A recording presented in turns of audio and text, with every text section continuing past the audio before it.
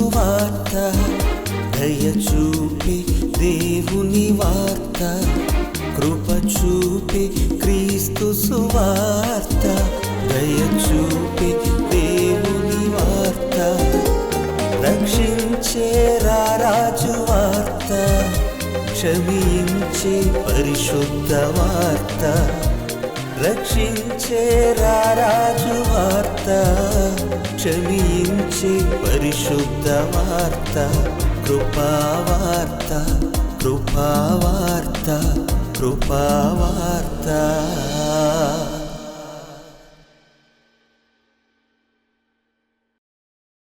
కృపావార్త అనే కార్యక్రమానికి మీ అందరికీ నా హృదయపూర్వకమైనటువంటి స్వాగతమును తెలియజేయుచున్నాను.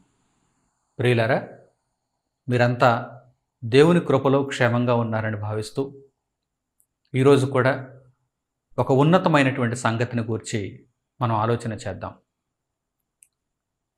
దేవుని గ్రంథంలో ఆయా సందర్భాలలో దేవుడు ఒక ఉన్నతమైనటువంటి విషయాన్ని తెలియజేస్తున్నాడు.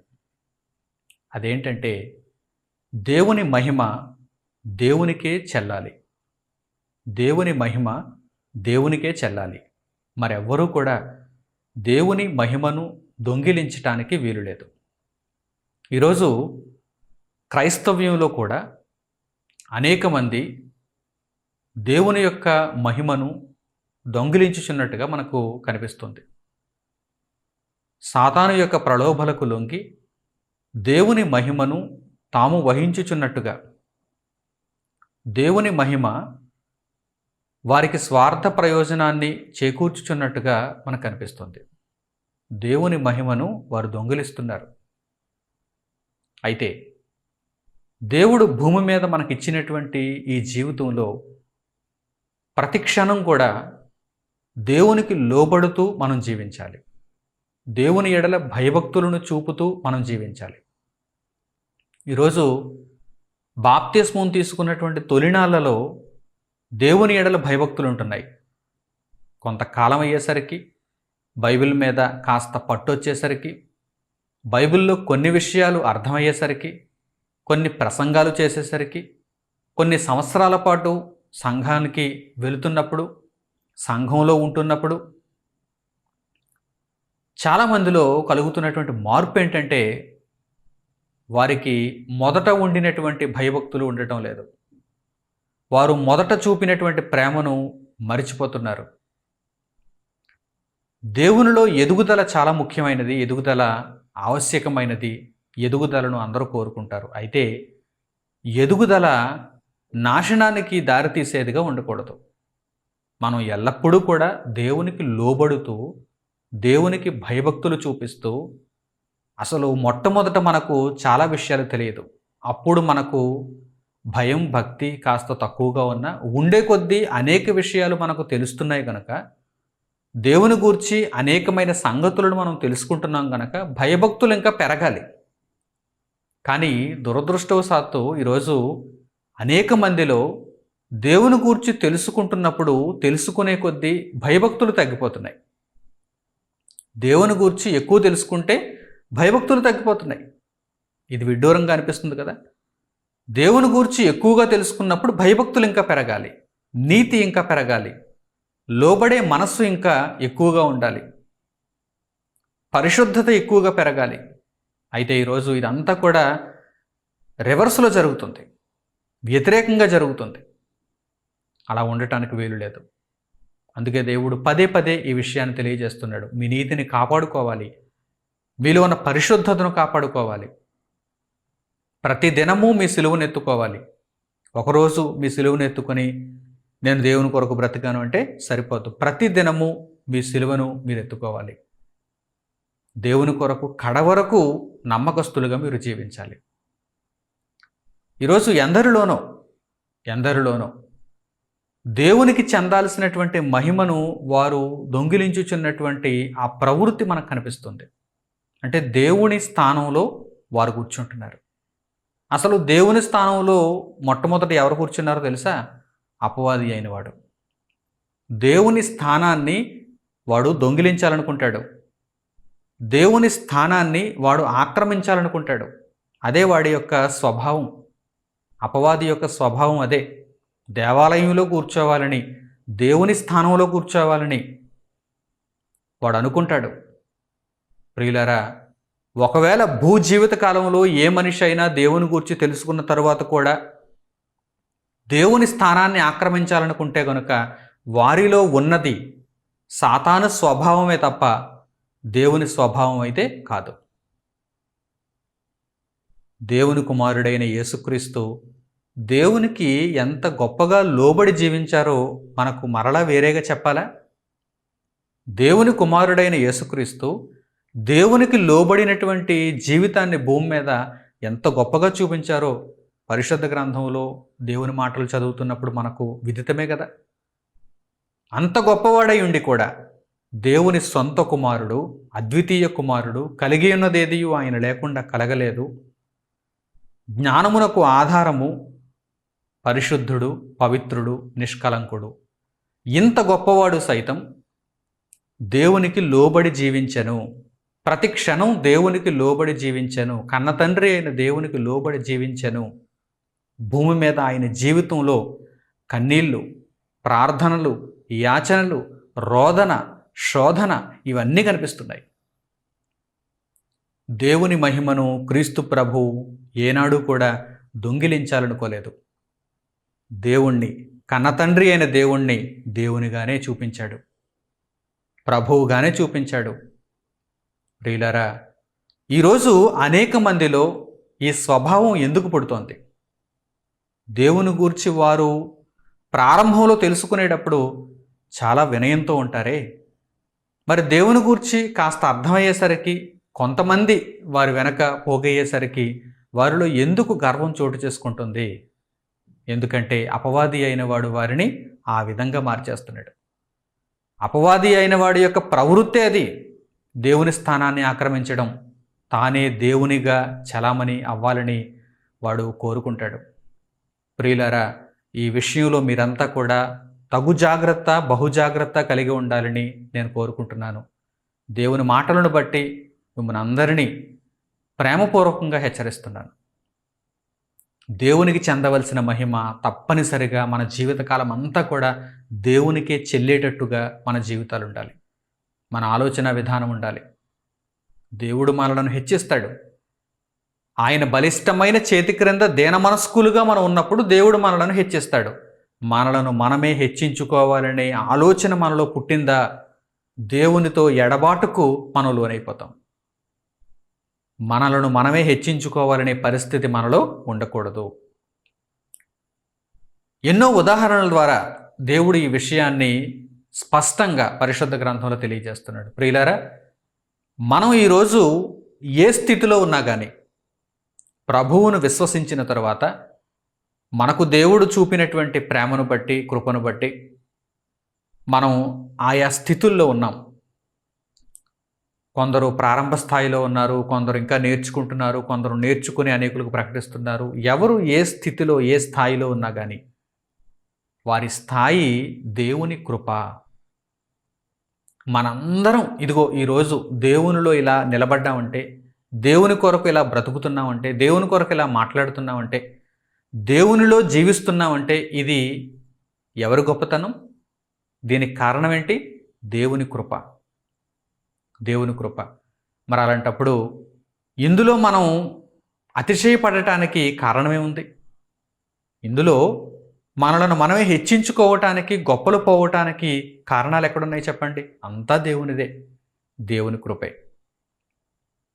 కనుక మన బ్రతుకు కాలంలో ప్రభువును విశ్వసించిన తర్వాత ఏమాత్రం కూడా మనం దేవుని దగ్గర మనలను మనమే హెచ్చించుకునేటువంటి ఆలోచనను రానివ్వకూడదు.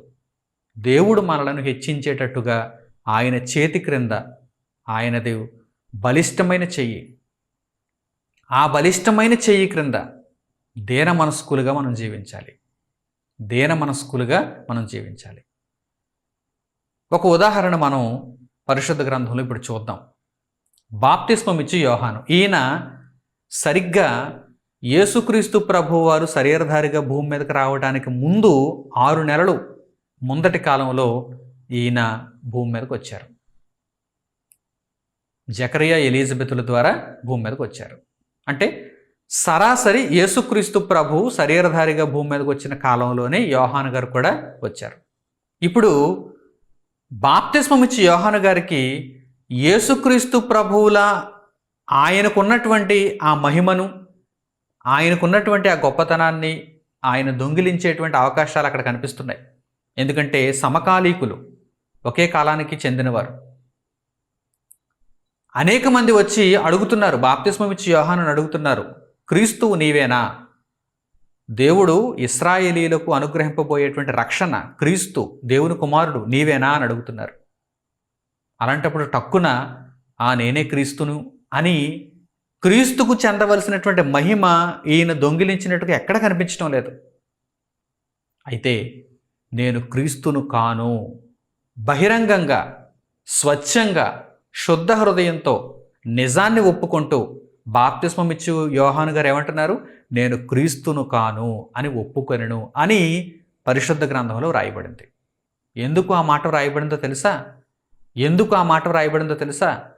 భవిష్యత్తులో అనేక మంది క్రీస్తుకు రావలసిన మహిమను దొంగిలించేస్తారు. అంటే ప్రజలను క్రీస్తు యొద్దకు నడిపించుట మానేసి వీరి యొద్దకు నడిపించుకుంటారు, వీరి వశం చేసుకుంటారు, వశపరుచుకుంటారు. క్రీస్తును మనుషులందరూ అనగా విశ్వసించిన వారందరూ కాలగర్భంలో కలిపేస్తారు. ఇక ఈయనే గొప్పోడైపోతాడు, లేక ఈమె గొప్పదైపోతుంది. స్త్రీలైతే వీరు, పురుషులైతే వారు. అయితే బాప్తిస్మం ఇచ్చి యోహాను గారు పలికినటువంటి ఆ మాటలు, ఆ సందర్భాన్ని ఒక్కసారి మనం పరిశీలించగలిగితే, దేవుని గ్రంథంలో ఆ మాటలను దేవుడు ఎందుకు పొందుపరిచాడో కూడా మనం ఆలోచించగలిగితే ఈ విషయాలు మనకు అర్థమవుతాయి. దేవుని మహిమను ఎవ్వరూ దొంగిలించకూడదు. బాప్తిస్మం ఇచ్చి యోహానుకు అవకాశం ఉంది. ఎందుకంటే యేసుక్రీస్తు ప్రభు, బాప్తిస్మం ఇచ్చి యోహాను సమకాలీకులు. ఇప్పుడు బాప్తిస్మం ఇచ్చి యోహాను నేనే క్రీస్తును అని ప్రకటించుకున్నాడు అనుకోండి, కొంతమంది ఆయన వెనక వెళ్ళే అవకాశం ఉంది కదా. ఆయన తప్పు ప్రకటిస్తున్నాడు, అది తర్వాత విషయం. కానీ భూమి మీద నలుగురిని ఆయన వెనక తిప్పుకునేటువంటి అవకాశం ఉంది కదా. ఒక గలిబిలి సృష్టించడానికి అవకాశం ఉంది కదా. 4 రూపాయలు సంపాదించుకోవడానికి అవకాశం ఉంది కదా తప్పుడు మార్గంలో వెళ్ళిపోతే. కానీ వాటిలో దేనిని కూడా బాప్తిస్మం ఇచ్చి యోహాను కోరుకోలేదు. ఎందుకని? అవకాశం ఉన్నా తప్పు చేయకుండా ఉండటమే దేవుని కుమారుని యొక్క లక్షణం. అవకాశం మనకు ఎదురుగా ఉన్నా సరే ఆ అవకాశమునకు లొంగక దేవుని కొరకు నిలబడడమే నీతిమంతుని యొక్క లక్షణం. బాప్తిస్మం ఇచ్చి యోహాను సరిగ్గా అలాగే కనిపిస్తున్నారు. ఈ విషయంలో బాప్తిస్మం ఇచ్చి యోహాను గారు అలాగే కనిపిస్తున్నారు. చక్కగా ఆ సందర్భాన్ని ఇప్పుడు మీరు చూడండి. యోహాను సువార్త 1వ అధ్యాయము 19వ వచనం నుండి. యోహాను సువార్త 1వ అధ్యాయము 19వ వచనం నుండి.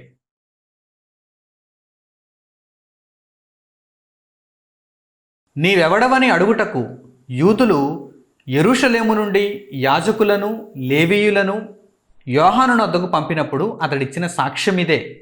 అతడు ఎరుగననక ఒప్పుకొనెను, క్రీస్తును కానని ఒప్పుకొనెను.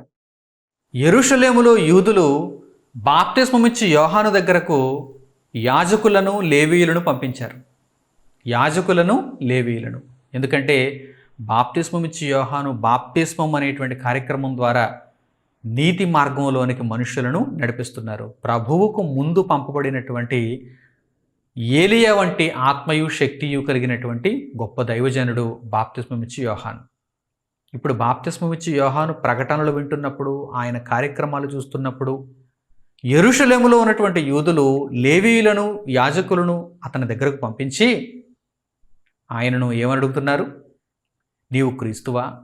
నీవెవరవు? నీవు క్రీస్తువా అని అడిగినప్పుడు అతడు నేను క్రీస్తును కాను అని ఒప్పుకొనెను అని వ్రాయబడింది. చూడండి, ఎరుగననక నాకు తెలియదు ఈ విషయం అని ఆయన చెప్పకుండా, వారిలో సందేహాన్ని ఉంచకుండా వారి సందేహ నివృత్తి చేస్తూ, అలాగే ఈయన కూడా ఒప్పుకుంటూ నేను క్రీస్తును కాను, క్రీస్తుకు ముందు పంపబడినటువంటి ఏలియా యొక్క ఆత్మయు శక్తియు కలిగినటువంటి దేవుని యొక్క స్వరాన్ని, అరణ్యంలో దేవుని గూర్చి పలికే ఒక స్వరాన్ని, ఆయనను గూర్చి ఆయన నిజంగా దేవుడు ఆయనను గూర్చి ఏమన్నాడో ఆయన దానినే మాట్లాడుతున్నాడు. ఆయనను గూర్చి ఆయన ఉన్నది ఉన్నట్టుగా చెబుతున్నాడు. అంతే తప్ప ప్రభువును నేనే అని ప్రభువుకు చెందాల్సిన మహిమ తాను దొంగిలించటం లేదు.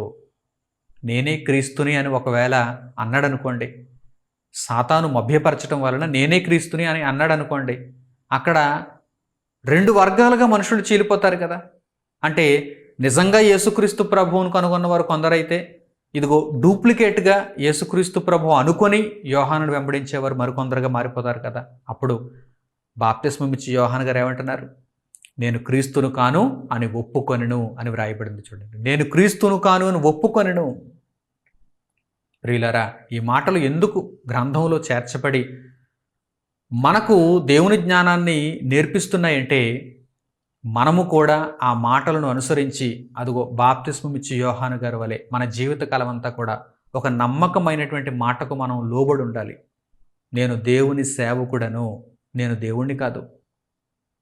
దేవునికి చెందవలసినటువంటి మహిమ నాకు మీరు ఇవ్వకూడదు. నేను దేవుని సేవకుడను. నేను దైవత్వమును నాలో పరిపూర్ణంగా సంపాదించుకొనుట కొరకు భూమి మీద సహోదరులకు సేవ చేస్తూ ముందుకు కొనసాగుతున్నాను. అంతే తప్ప మీ చేత సేవలు అందుకునే దేవుని స్థానంలో ఉండేటువంటి మనిషిని మాత్రం కాదు అని మనం ప్రతినిత్యం ఒప్పుకోవాలి. ఆ విధంగానే మనం జీవించాలి. ఈరోజు చాలామంది దేవుణ్ణి మర్చిపోయేలా చేస్తున్నారు, ప్రభువును మర్చిపోయేలా చేస్తున్నారు, పరిశుద్ధాత్మను మర్చిపోయేలా చేస్తున్నారు. వీరు ఆ స్థానాన్ని ఆక్రమిస్తున్నారు. తెలియకయే పొరపాట్లు చేస్తున్నారు. వారికి తెలియకుండానే ఇవన్నీ జరిగిపోతున్నాయి. ఎందుకంటే వారు మహిమను కోరుకుంటున్నారు. చూసారా? అయితే ప్రారంభ శతాబ్దంలో ఎలా ఉన్నారో, అపోస్తులు ఎలా ఉన్నారో మనం కొన్ని ఉదాహరణలు చూస్తే ఇప్పుడు మనం ఎలా ఉండాలో మనకు అర్థమవుతుంది. ప్రారంభ శతాబ్దంలో అపోస్తులుల కంటే గొప్పవారమా?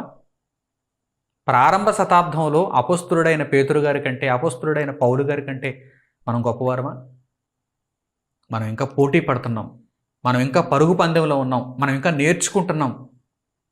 మనం ఇంకా దేవునిలో సాధన చేస్తున్నాం. ఒకవేళ నిజంగా ఎవరైనా గొప్పవారు ఈరోజు ఉన్నారంటే కనుక వారు ఎలా ఉండాలో తెలుసా? అనేకులకు సేవ చేస్తూ ఉండాలి తప్ప అనేకుల చేత సేవలు అందుకునేవారు మాత్రం ఉండకూడదు. ఒకవేళ అనేకుల చేత సేవలు అందుకుంటూ ఉన్నారంటే వారు ఎప్పటికీ కూడా గొప్పవారు కాలేరు. అనేక మందికి సేవ చేస్తున్నవారే గొప్పవారు. దేవుని దృష్టిలో అనేక మందికి సేవ చేస్తున్నవారే గొప్పవారు. కానీ అనేక మంది చేత సేవలు అందుకుంటున్నవారు మాత్రం గొప్పవారు కారు. వారికి వాక్యం అర్థం కాలేదు. ఇప్పుడు అపోస్తులుడైన పేతురు గారి దగ్గరికి మనం వెళ్దాం. ఆయన ఎలా ఉన్నాడో, ఆయన మనస్తత్వం ఎలా ఉందో. యేసుక్రీస్తు ప్రభు భూమి మీద శరీరధారిగా జీవించి శిలువ మరణం పొంది పునరుత్థానం చెంది తండ్రి కుడి పార్శ్వమునకు వెళ్ళిపోయారు, పరమునకు చేర్చుకొనబడ్డారు. ఇప్పుడు భూమి మీద ఎవరున్నారు? క్రీస్తు రాయబారులుగా పేతురు గారు మొదలుకొని అపొస్తలులు, శిష్యులు, స్త్రీలు, విశ్వాసులు కనిపిస్తున్నారు.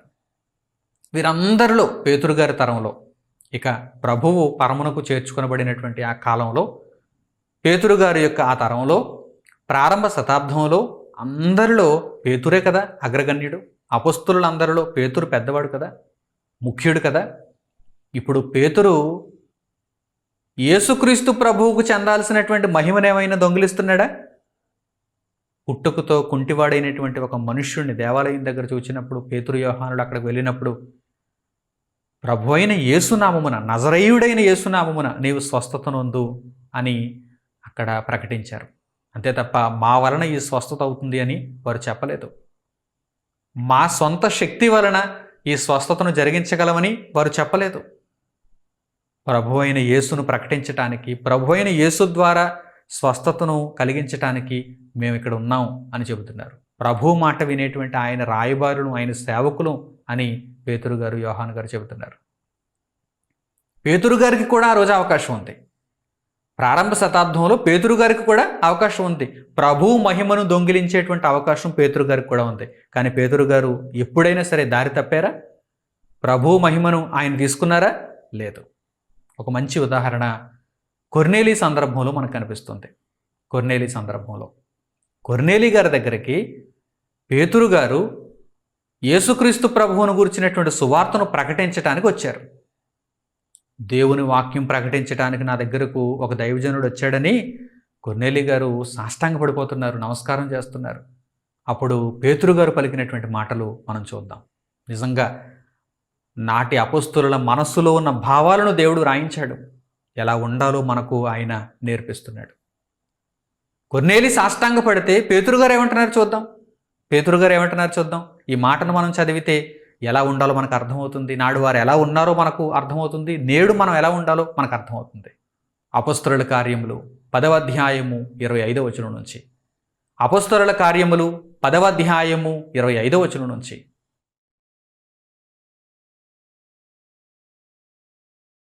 పేతురు లోపలికి రాగా కొర్నేలి అతనిని ఎదుర్కొని అతని పాదముల మీద పడి నమస్కారము చేశాను. అందుకు పేతురు, నీవు లేచి నిలువుము, నేను కూడా నరుడనే అని చెప్పి అతని లేవనెత్తి అతనితో మాట్లాడుచు లోపలికి వచ్చి అనేకులు కూడియుండుట చూచెను.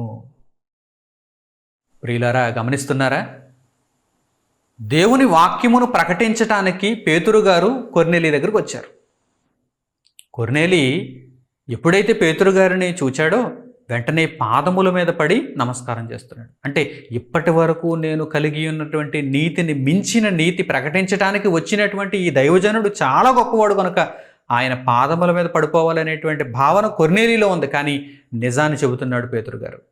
వెంటనే నిజాన్ని చెబుతున్నారు. భలే దొరికింది అవకాశం అని పేతురు గారు దానిని వినియోగించుకున్నారా? సేవలు అందుకున్నారా? వారి మనస్సులలో ఆ భావాలను అలాగే ఉండనిచ్చారా? లేదు, వాటన్నిటిని కూడా తుడిచేస్తున్నారు. నేను కూడా నీ వలె నరుడనే, నీకంటే ముందుగా క్రీస్తు నాకు పరిచయం అయ్యారు, ఇప్పుడు నీకు పరిచయం అవుతున్నారు, మనమంతా ఒక్కటే.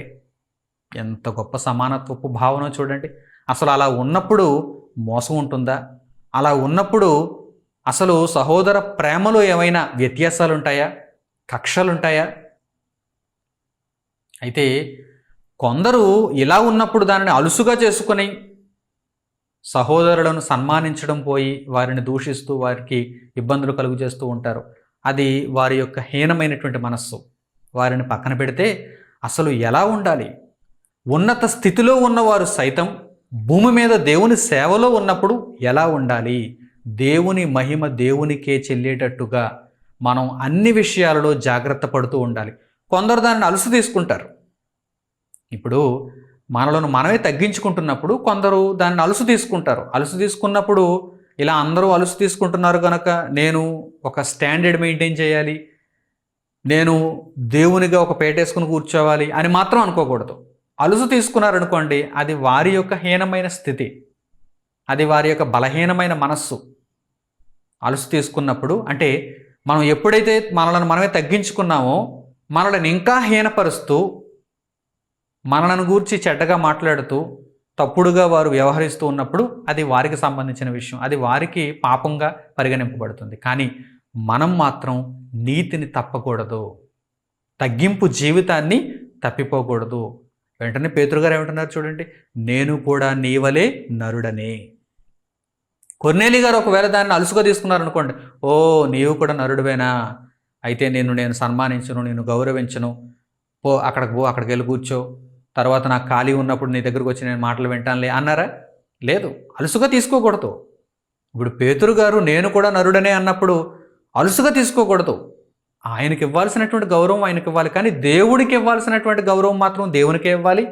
సహోదరుడుగా మన దగ్గరకు వచ్చి దేవుని వాక్యం ప్రకటిస్తున్నప్పుడు, క్రీస్తును ధరించుకొని మన దగ్గరకు వచ్చి క్రీస్తు వలె బ్రతుకుతున్నప్పుడు సహోదరునిగా మనం సన్మానించాలి, సహోదరునిగా మనం సన్మానించాలి. ప్రియులారా, మనుష్యులలో ఎవరైనా సరే విశ్వాసులుగా ఉన్నప్పుడు, దేవుని సేవ చేస్తున్నప్పుడు, దేవుని కొరకు బ్రతుకుతున్నప్పుడు ఎవ్వరూ కూడా ఈ విషయంలో తప్పిపోకూడదని, పొరపాటు పడకూడదని, అన్ని కాలముల యందు చివరి వరకు కూడా వారిలో ఉన్న నమ్మకత్వాన్ని నిలబెట్టుకోవాలని, దేవుని స్థానాన్ని ఆక్రమించాలనేటువంటి భావన ఎప్పుడూ కూడా రాకూడదని దేవుడు ఈ విషయాలను పొందుపరిచాడు.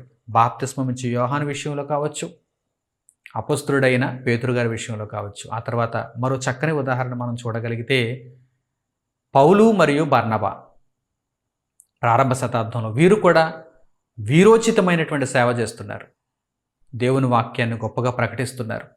పౌలు మరియు బర్నబా ఆ కాలంలో పౌలు గారు బర్నబా గారు వీరిద్దరూ కూడా స్వస్థతలు, సూచక క్రియలు, దేవుని యొక్క మహత్కార్యాలు, వీటితో కూడి దేవుని వాక్యమును, ప్రభు యొక్క సువార్తను ప్రబలిస్తున్నప్పుడు నాడు వారితో పాటు ఉన్నటువంటి జనసమూహములు కూడా వీరిని పూజించటానికి మొదలుపెట్టారు.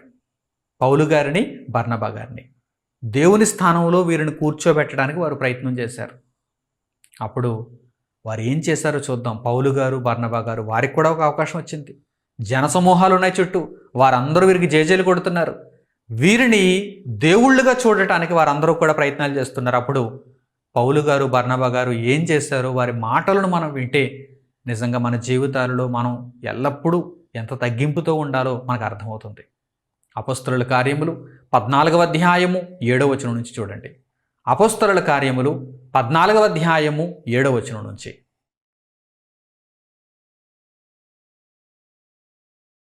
లుస్త్రలో బలహీన పాదములు గల ఒకడుండెను.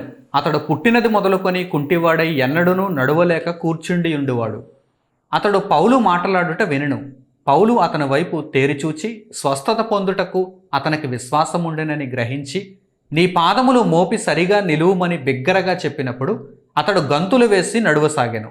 జనసమూహములు పౌలు చేసిన దాన్ని చూచి లుకయోనియ భాషలో, దేవతలు మనుష్య రూపము తాల్చి మన యొద్దకు దిగివచ్చి ఉన్నారని కేకలు వేసి, బర్నబాకు ద్యుపతి అనియు, పౌలు ముఖ్య ప్రసంగి అయినందున అతనికి హెర్మే అనియు పేరు పెట్టిరి. పట్టణమునకు ఎదురుగా ఉన్న ద్యుపతి యొక్క పూజారి ఎడ్లను, పూదండలను ద్వారముల యొద్దకు తీసుకుని వచ్చి సమూహముతో కలిసి బలి అర్పింపవలెనని ఉండెను. అపొస్తలులైన బర్నబాయు, పౌలును ఈ సంగతి విని తమ వస్త్రములు చించుకొని సమూహములోనికి చొరబడి, అయ్యలారా, మీరెందుకు ఇలాగు చేయుచున్నారు? మేము కూడా మీ స్వభావము వంటి స్వభావము గల నరులమే. మీరు ఈ వ్యర్థమైన వాటిని విడిచిపెట్టి ఆకాశమును, భూమిని, సముద్రమును, వాటిలో ఉండు సమస్తమును సృజించిన జీవము గల దేవుని వైపు తిరుగువలనని మీకు సువార్త ప్రకటించుచున్నాము. ఆయన గత కాలములలో సమస్త జనులను తమ తమ మార్గముల యందు నడువనిచ్చెను. అయినను ఆయన ఆకాశము నుండి మీకు వర్షమును, ఫలవంతములైన ఋతువులను దయచేయుచు, ఆహారమును అనుగ్రహించుచు, ఉల్లాసముతో మీ హృదయములను నింపుచు, మేలు చేయుట చేత తన్ను గూర్చి సాక్ష్యము లేకుండా చేయలేదని బిగ్గరగా చెప్పిరి. వారు ఎలాగూ చెప్పి తమకు బలి అర్పింపకుండా సమూహములను ఆపుట బహుప్రయాసమాయెను. లుస్త్రా అనే ప్రాంతంలో అపొస్తలులైనటువంటి పౌలు మరియు బర్నబా దేవుని వాక్యాన్ని ప్రకటిస్తున్నారు. ఆ దేవుని వాక్యాన్ని ప్రకటిస్తూ బలహీన పాదములు కలిగినటువంటి ఒకనికి స్వస్థతను యేసుక్రీస్తు ప్రభు నామమున ఇచ్చారు. ఈ విషయాన్ని గమనించినటువంటి జనసమూహములు, దేవుని వాక్యాన్ని వింటున్నటువంటి ఈ జనసమూహములు, పూర్తిగా వారికి తెలియదు విషయం. అంటే దేవుని జ్ఞానంలో ఇంకా వారు పరిపూర్ణంగా ఆ స్థాయిని పొందలేదు. అప్పుడప్పుడే దేవుని వాక్యం వింటున్నారు.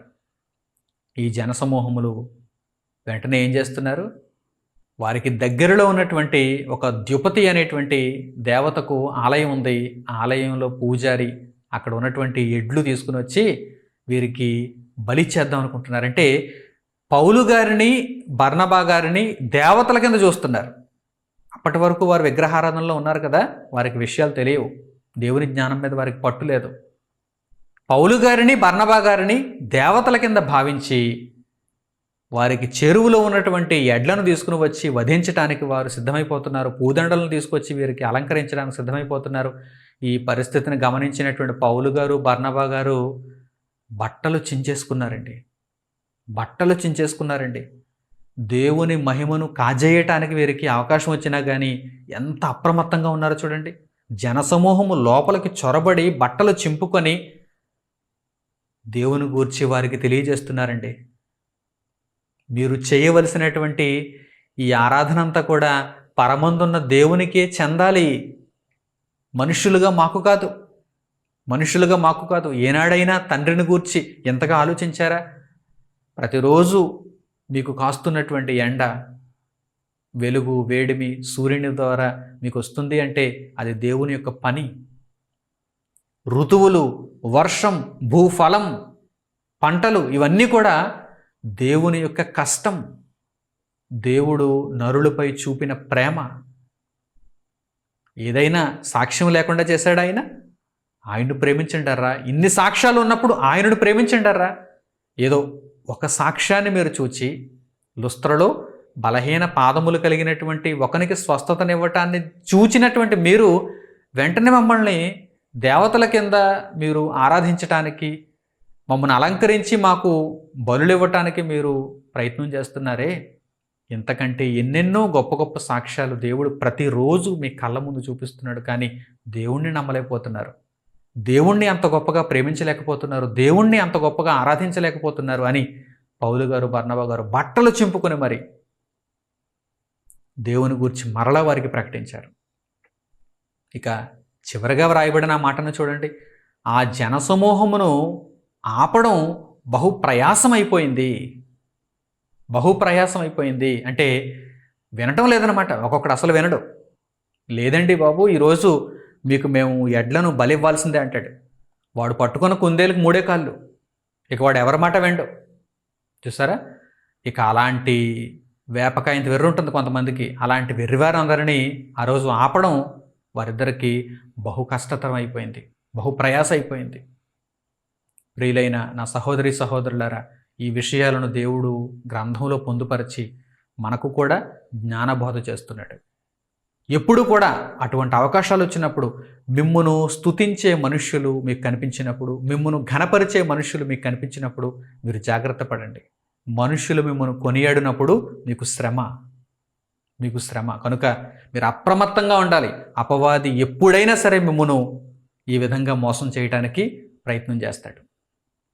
దేవుని మహిమను మీరు కాజేసే పరిస్థితులు, ఆ అవకాశాలు మీకు వస్తాయి. వాడు పుట్టిస్తాడు, అలాంటి పరిస్థితులు పుట్టిస్తాడు. కనుక అలాంటి వేళలలో మీరు ఎలా ఉండాలి? చాలా అప్రమత్తంగా ఉండాలి. దేవుని మహిమ దేవునిదే, దేవుని మహిమ దేవునిదే. నేనెంతటి వాడను, ఇదిగో నేను ఈరోజు ఇలా ఉన్నానంటే అది దేవుని కృప అని ప్రతి నిత్యం మనం జ్ఞాపకం చేసుకుంటూ ఉండాలి. మన ప్రారంభపు స్థితిని మనం జ్ఞాపకం చేసుకుంటూ ఉండాలి. అప్పుడు మాత్రమే దేవునిలో మనం నిలబడగలం. దేవుని యొద్ద నుండి గొప్ప బహుమానమును మనం పొందగలం. ఇక దేవదూతలు కూడా, దేవుని సేవకులైనటువంటి దేవదూతలు కూడా ఈ విషయాన్ని మనకు స్పష్టం చేస్తున్నాయి. మనుషులే కాదు, దేవదూతలు కూడా. ఒక బాప్తిస్మిచ్చు యోహాను గారు మనిషిగా ఈ విషయాన్ని స్పష్టం చేశారు. అపోస్తలుడైన పేతురు గారు ఒక మనిషిగా ఈ విషయాన్ని స్పష్టం చేశారు. అపోస్తలులైనటువంటి పౌలు, బర్నబాలు మనుష్యులుగా ఈ విషయాన్ని స్పష్టం చేశారు. దేవదూతలు కూడా ఈ విషయాన్ని స్పష్టం చేస్తున్నారు. దేవునినే మీరు పూజించాలి తప్ప దేవదూతలుగా మీరు మమ్మును పూజించడానికి వీలు లేదు. దేవదూతలను ఎప్పుడూ ఎవరు పూజించడానికి వీలు లేదు. ఎందుకంటే ఒకానొక దేవదూత ఒకానొక సందర్భంలో ఇచ్చినటువంటి మంచి సాక్ష్యాన్ని మీరు చూడాలి. ఎందుకంటే ఈరోజు దేవదూతలను కూడా ఆరాధించడానికి చాలామంది సిద్ధమవుతుంటారు. దేవదూతలను కూడా, ప్రకృతి శక్తి స్వరూపాలను, ఇవన్నీ కూడా దేవుని చేతుల్లో దూతలు, సేవకులు. ఇవన్నీ కూడా దేవుణ్ణి గూర్చి మనకు తెలియచెప్పటానికి మనకు సేవ చేస్తున్నాయి. వాటిని పూజిస్తే ఎలా? ఒక దేవదూత చెబుతున్నటువంటి సాక్ష్యాన్ని చూడండి. యోహాను గారికి, ప్రకటన గ్రంథం రాస్తున్నటువంటి యోహాను గారికి ఒక దేవదూత చెబుతున్నటువంటి చక్కని మాటలను ఇప్పుడు మీరు చూడండి. ప్రకటన గ్రంథము 19వ అధ్యాయము 10వ వచనం. ప్రకటన గ్రంథము 19వ అధ్యాయము 10వ వచనం.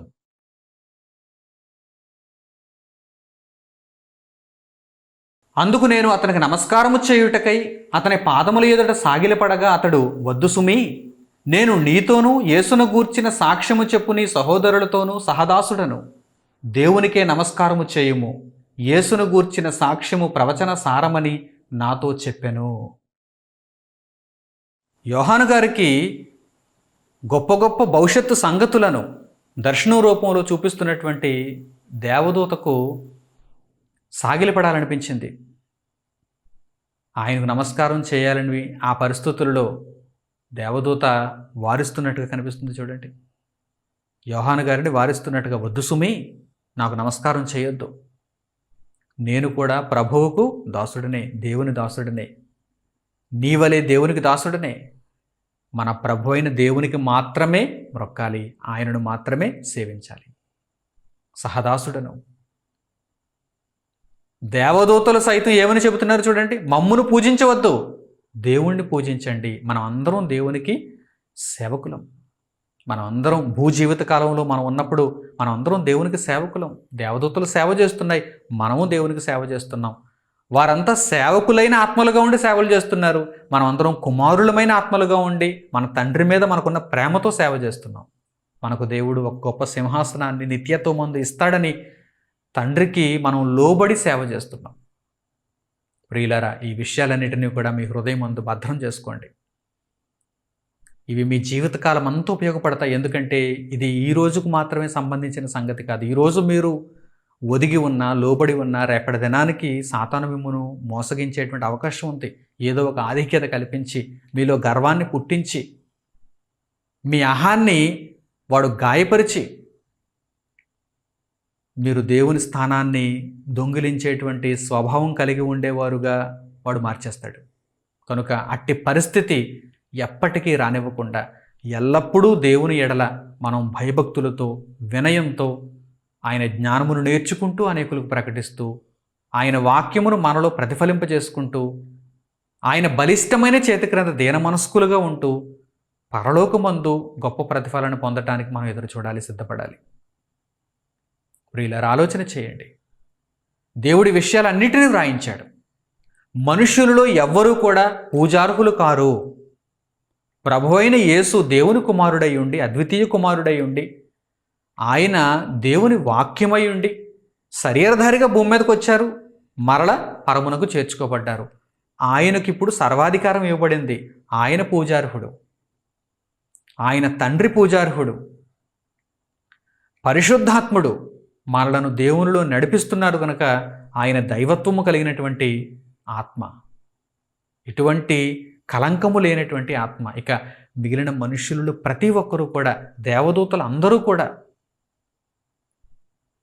పూజార్హులు కారు.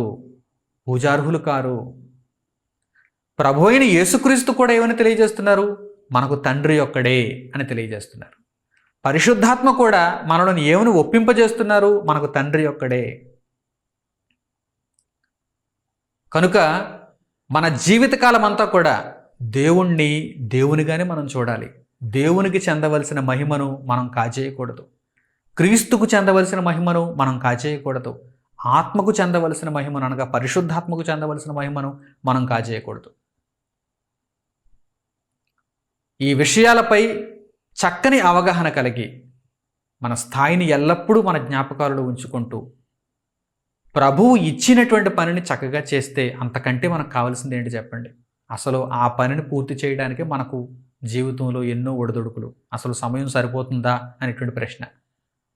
అలాంటప్పుడు ఇంత కఠినమైనటువంటి పరిస్థితుల్లో దేవుని మహిమను కాచేయటానికి సాతాను మనలో భ్రమ పుట్టిస్తున్నాడంటే అది ఎంత భయంకరమైన విషయమో చూడండి.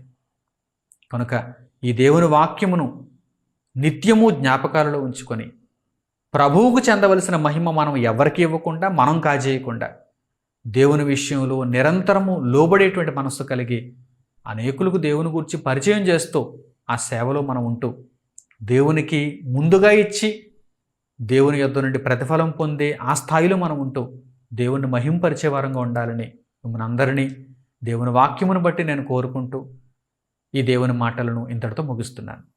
తండ్రి అయిన దేవునికి ప్రార్థనలో ఏకీభవించండి. మహోన్నతుడును మా కన్న తండ్రి అయిన దేవ, మీరు అత్యున్నతులు, సర్వోన్నతులు.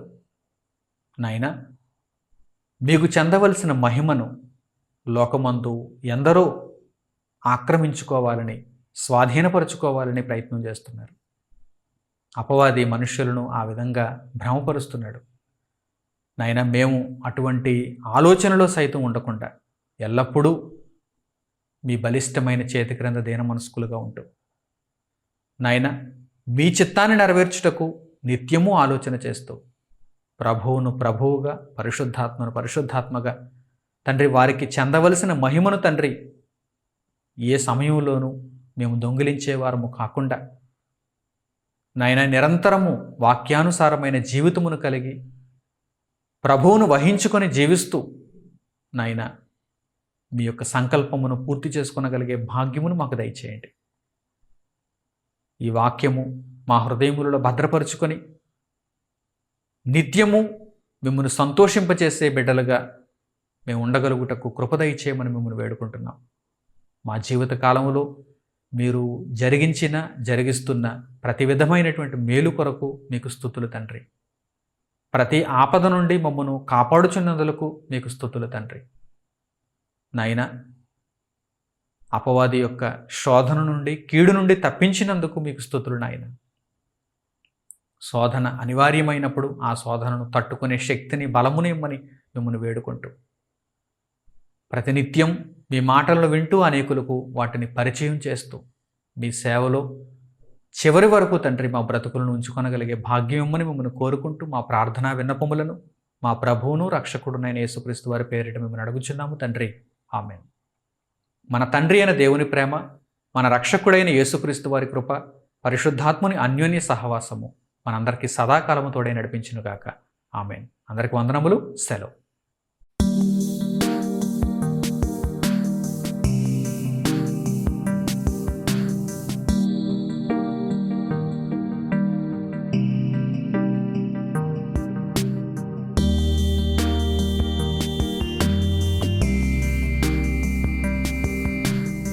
సహోదరులు మణికుమార్ గారు ప్రసంగించిన ఎన్నో ఆత్మ సంబంధమైన సంగతులను ఉచితంగా వీక్షించుటకు మా యూట్యూబ్ ఛానల్స్ను తప్పక దర్శించండి. మా సమాచారమును ఎప్పటికప్పుడు తెలుసుకొని ఆత్మీయ అభివృద్ధిని అందవలనంటే మా యూట్యూబ్ ఛానల్స్ను సబ్స్క్రైబ్ చేసుకోండి. సత్వర నోటిఫికేషన్ కొరకు సబ్స్క్రైబ్ బటన్ ప్రక్కన ఉన్న బెల్ సింబల్ను క్లిక్ చేయండి. మరిన్ని వివరాలకు మీరు సంప్రదించవలసిన మా ఫోన్ నంబర్స్ 8978414178 మరియు 8333927666. ధన్యవాదములు.